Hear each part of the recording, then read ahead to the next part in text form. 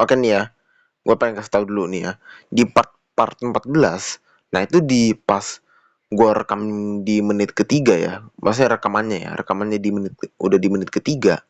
Mak gue dateng, jadi gue bisik-bisik gitu. Bisik-bisik dikit, tapi gue diem. Nah, gitu. Dan juga mak gue tuh emang suara HP mak gue. Kalian tahu kan ada suara HP mak gue kan? Ya, kalau kalian nggak denger sih ya udah gak apa-apa. Nih ya. Tapi gue cuma pengen kasih tau doang gitu loh. Gue ngerasa gak nyaman tuh pas gue rekam yang part 14 gitu. Halo semuanya.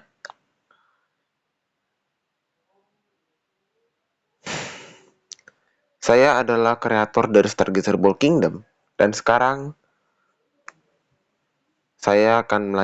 kita akan melanjutkan reaction Sejarah Perang Dunia Pertama part 15. Ya.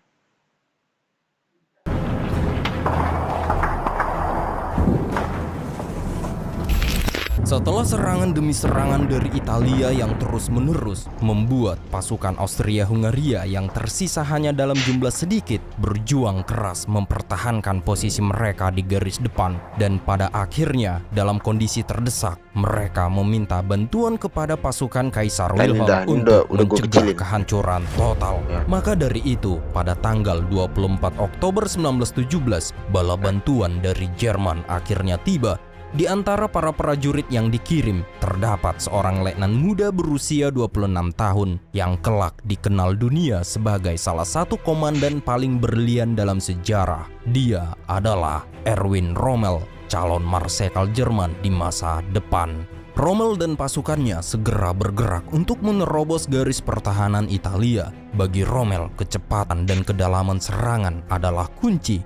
Ia meyakini bahwa semakin jauh mereka menembus ke dalam wilayah musuh, maka semakin sedikit waktu yang dibutuhkan untuk melumpuhkan musuh, dan justru semakin mudah jalannya pertempuran.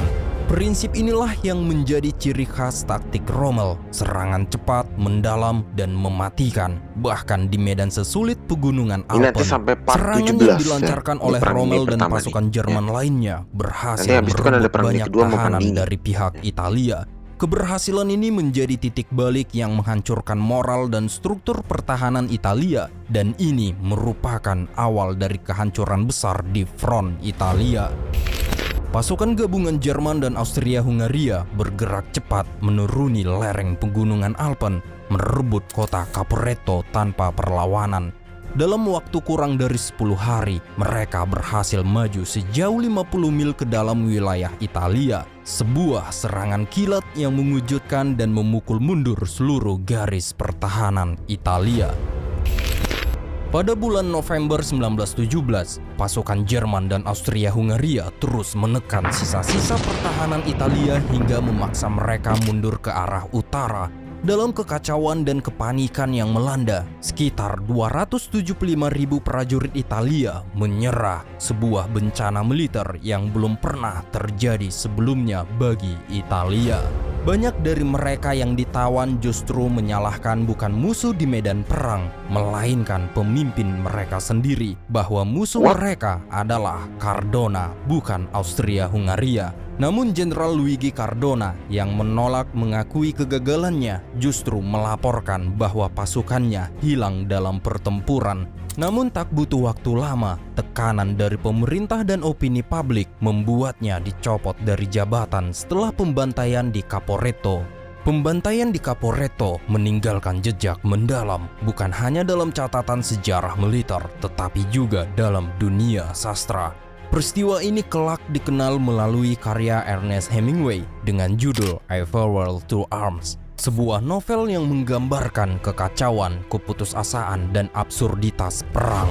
Pada usia 19 tahun, Hemingway menjadi relawan di unit ambulan Palang Merah Italia. Ia bukan tentara bersenjata, tapi ia berada di garis depan penderitaan, menarik tubuh-tubuh yang berdarah dari puing-puing, mengangkut prajuritnya mengerang kesakitan, dan menyaksikan arus panjang korban luka yang tak berujung. Hemingway melihat sendiri bagaimana pasukan Italia mundur dalam kekacauan. Beberapa terkapar di beberapa tempat, sementara lainnya merintih kesakitan di dalam truk-truk penuh sesak. Ada yang kehilangan lengan, ada yang tak bisa lagi bicara, dan banyak yang hanya bisa menatap kosong karena mata mereka telah melihat terlalu banyak kematian. Kekalahan besar di Caporetto pada Oktober 1917 bukan hanya mengguncang Italia secara militer, tetapi juga memicu krisis kepercayaan yang meluas di dalam negeri. Semangat pemberontakan mulai tumbuh, terutama di kalangan prajurit yang telah kehilangan harapan dan kepercayaan terhadap kepimpinan mereka. Dan kini desersi meningkat, moral runtuh, dan beberapa wilayah mulai terdengar bisikan revolusi. Bayangan kelam yang mengingatkan pada kejatuhan Tsar di Rusia. Melihat situasi ini, para pemimpin negara-negara sekutu, yaitu Inggris, Perancis, dan Amerika Serikat, dilanda kekhawatiran serius. Mereka khawatir bahwa Italia akan mengikuti jejak Rusia dan menarik diri dari perang yang akan membuka celah besar di front selatan dan memperkuat posisi blok sentral. Sebagai respon cepat, pada bulan November 1917, para pemimpin sekutu mengadakan pertemuan darurat di Rapallo, Italia. Dalam konferensi ini dibentuk sebuah struktur komando gabungan yang dikenal sebagai Dewan Perang Sekutu. Tujuannya adalah untuk mengkoordinasikan strategi militer antar negara sekutu dan memberikan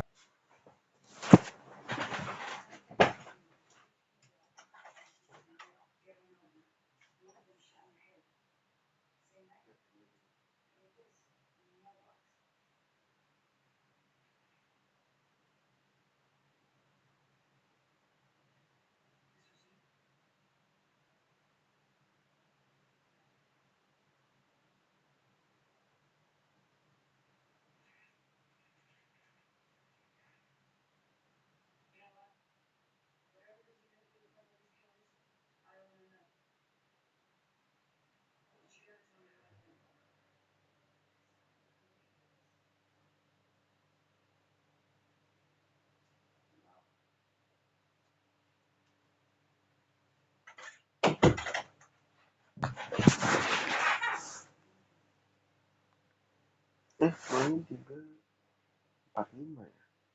345 tuh berarti harusnya gimana ya? 345 ya. 345 harus sampai di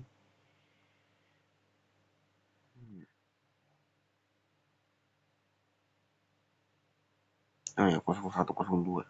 bantuan nyata kepada Italia agar tidak runtuh total. Kemudian Inggris dan Perancis segera mengirim pasukan cadangan, senjata, dan logistik untuk memperkuat garis pertahanan Italia di Sungai Piave. Pencopotan Jenderal Luigi Cardona diganti dengan Jenderal Armando Diaz yang perlahan-lahan ia memulihkan kepercayaan militer Italia. Meskipun luka Caporetto belum sembuh, langkah-langkah ini menjadi titik awal kembalinya kebangkitan Italia dan memastikan bahwa mereka tetap berada dalam barisan sekutu hingga akhir perang. Gimana jadinya kalau ada AI yang bisa bantu kamu untuk research sampai buat PPT gak sampai perang. Kedatangan pasukan sekutu di Italia membawa secerca harapan di tengah kehancuran. Pasukan dari Inggris dan Perancis yang sebelumnya bertempur di front barat kini dikerahkan untuk memperkuat lini pertahanan Italia dan memulihkan moral yang telah runtuh. Dengan kehadiran mereka, tekanan terhadap pasukan Austria-Hungaria mulai meningkat. Di beberapa titik pertempuran, pasukan sekutu tidak hanya berhasil menghentikan laju musuh, tetapi juga mengembalikan keadaan, memukul mundur barisan pasukan Austria-Hungaria, dan merebut sejumlah besar tahanan perang. Para prajurit yang ditawan oleh pasukan sekutu berasal dari berbagai latar belakang etnis dan bangsa yang bergabung dalam Kekaisaran Austria-Hungaria. Mulai dari orang Ceko, Slovakia, Kroasia, Rumania, Polandia, hingga Bosnia. Mereka adalah bagian dari kekaisaran multinasional yang retak dari dalam. Sebagian besar dari mereka sudah muak dengan perang yang tak berkesudahan, yang tak lagi mereka anggap sebagai milik mereka. Di dalam hati, banyak dari mereka tidak lagi berperang untuk kaisar, melainkan berjuang untuk keluar dari penjajahan, untuk menjadi bangsa merdeka. Banyak tentara mulai kabur dari tugas, bahkan ada yang memberontak melawan kesatuan mereka sendiri. Rasa cinta pada bangsa mereka semakin kuat, menggantikan kesetiaan kepada pemerintah di Vienna. Bagi para tentara, menyerah bukanlah sesuatu yang memalukan, melainkan jalan untuk meraih kebebasan. Peristiwa Caporetto bukan hanya menjadi titik balik dalam perang, tetapi juga tanda bahwa kekaisaran Austria-Hungaria mulai runtuh dari dalam. Di tengah guncangan perang yang semakin tak terkendali, Kaisar Karl I dari Austria-Hungaria melakukan kunjungan ke garis depan bersama Kaisar Wilhelm II dari Jerman. Keduanya ingin melihat langsung situasi pasukan mereka, dan yang mereka temukan adalah wajah perang yang mulai kehilangan semangat dan kepercayaan. Bagi Karl I, kondisi ini sangat mengkhawatirkan. Ia mulai menyadari bahwa kekaisaran multinasional yang dipimpinnya sedang berada di ambang kehancuran. Ketakutan akan pemberontakan massal yang menyebar di kalangan tentara-tentara non-Jermanik membuatnya semakin terdorong untuk mencari jalan damai. Karl I tetap berusaha menawarkan perdamaian dan negosiasi, baik secara terbuka maupun diam-diam. Ia berharap masih ada celah untuk menghentikan perang sebelum semuanya runtuh. Namun tidak dengan Kaisar Wilhelm II. Ia memiliki pandangan yang berbeda. Kaisar Wilhelm II masih terjebak dalam mimpi besarnya, yaitu kemenangan akhir. Ia percaya bahwa satu serangan besar dapat menyelamatkan Jerman dan sekutunya dari kehancuran. Maka dari itu, Kaisar Wilhelm II bersama para jenderalnya menyusun strategi untuk memenangkan perang sebelum Amerika Serikat benar-benar siap turun ke medan tempur dengan kekuatan penuh. Langkah pertama yang dilakukan Jerman sebelum melancarkan serangan besar di front barat adalah mengeluarkan Rusia dari kancah perang. Jika Rusia dapat dipaksa mundur, maka pasukan Jerman yang selama ini terikat di front timur bisa dipindahkan ke barat, memperkuat kekuatan mereka untuk serangan terakhir melawan Inggris dan Perancis. Dalam strategi ini, Jenderal Erich Ludendorff, tokoh militer paling berpengaruh di Jerman saat itu, memainkan peran kunci. Ia memahami bahwa kehancuran internal Rusia bisa menjadi senjata ampuh Jerman tanpa harus mengerahkan peluru. Atas perintahnya, Jerman secara diam-diam memfasilitasi kepulangan seorang tokoh revolusioner Rusia yang masih hidup dalam pengasingan di Swiss menuju ke Saint Petersburg. Dia adalah Vladimir Ilyich Ulyanov, atau yang lebih dikenal dunia sebagai Lenin. Saat itu Lenin berusia 47 tahun, seorang penulis politik radikal yang selama bertahun-tahun menyerukan agar kelas pekerja menggulingkan pemerintahan Tsar dan menggantinya dengan kekuasaan kaum komunis. Dengan perhitungan yang cerdik, Jerman memutuskan untuk membiayai Partai Lenin dan memfasilitasi perjalanannya kembali ke Rusia menggunakan kereta tertutup yang melewati wilayah Jerman. Pasalnya, meskipun Tsar Nicholas II telah digulingkan pada bulan Februari 1917 oleh Revolusi Februari, pemerintahan sementara Rusia yang baru yang dipimpin kaum liberal dan sosialis moderat masih melanjutkan perang melawan Jerman bersama sekutu. Dalam situasi itulah muncul aliansi yang tidak biasa. Jenderal Ludendorff tidak mendukung ideologi Lenin yang ingin menghapus kepemilikan pribadi, menjatuhkan borjuasi, dan mendirikan negara proletar. Namun satu hal dari Lenin yang menarik perhatiannya, yaitu janji untuk menarik Rusia keluar dari perang secara total. Bagi Ludendorff, itu adalah tawaran strategi yang tak ternilai. Ia percaya bahwa kehadiran Lenin di Rusia akan merusak semangat nasionalisme, mempercepat revolusi, dan memecah kekuatan militer Rusia dari dalam. Ludendorff dikabarkan pernah berkata secara sinis, jika dia bisa menghancurkan patriotisme Rusia, maka dirinya akan memegang dia dan semua temannya. Dengan kata lain, Ludendorff tidak mempercayai Lenin, tetapi ia bersedia memanfaatkannya sebagai alat untuk menghancurkan musuh dari dalam. Kita berdiri teguh melindungi yang kita cintai. Iklannya ini nggak apa-apa.